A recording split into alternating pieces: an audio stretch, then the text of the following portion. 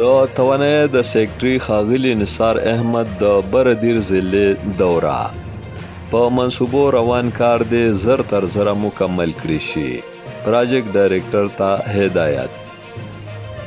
د خیبر پښتونخوا د توانایي او برقیات سیکرټري ښاغلي نثار احمد ویلي دي چې د صوبې ولس ته ارزانه او بغیر ځنډه د بجلی ورکړه د موجوده صوبایي حکومت لومړی ترجیح ده. د صوبې پسمانده علاقو کې چرته چې غریب ولس د بجلی د نعمت نه محرومه دي، هلته د اوبو د نعمت نه د ارزانې بجلی د پیداوار په لړ کې مینی مایکرو هایډرو پاور پراجیکټس یعنی واړه بجلیګرونه جوړ کړي شوي دي چې زرګونه کورنۍ ترې ګټه پورته کوي. دا خبرې د بردیر ضلع کې د پیړو په نگرانۍ کې د مینی مایکرو هایډل سټیشنز د جاري منصوبو د ځایونو د هنګامي دورې کولو په موقع کړي دي.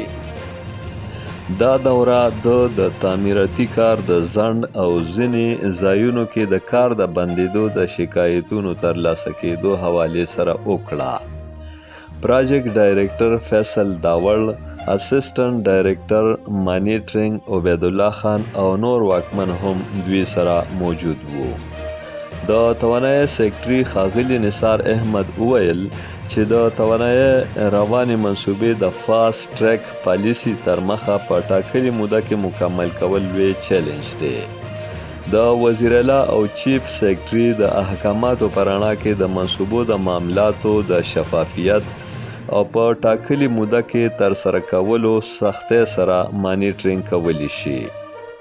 نوموړي سیکرټري ډوک پاین کې د 15 کیلو واټ، سیا بدرکانی کې د 250 کیلو واټ، میانز ډوک کې د 1.5 کیلو واټ، کالکوټ کې د 200 کیلو واټ، شیرنګل کې د 1500 کیلو واټ، تاپندی کې د 250 کیلو واټ، تل ملایو کې د 250 کیلو واټ، بابوزو کې د 1.5 کیلو واټ او میاناډوک کې د 100 کیلو واټ په شمول د 9 مینی مایکرو هایډرو پاور پراجیکټس د مقاماتو دوره وکړه، چرته چې د پاور هاوس، پین سټاک، سویچ یارډ او نورو برخو معاینه وکړه. نوموړي سیکرټري دلته د مقاومي کمیونټي د خلکو سره لیدل کتل هم وکړل او د هغوی مسلې په غور واورېدې.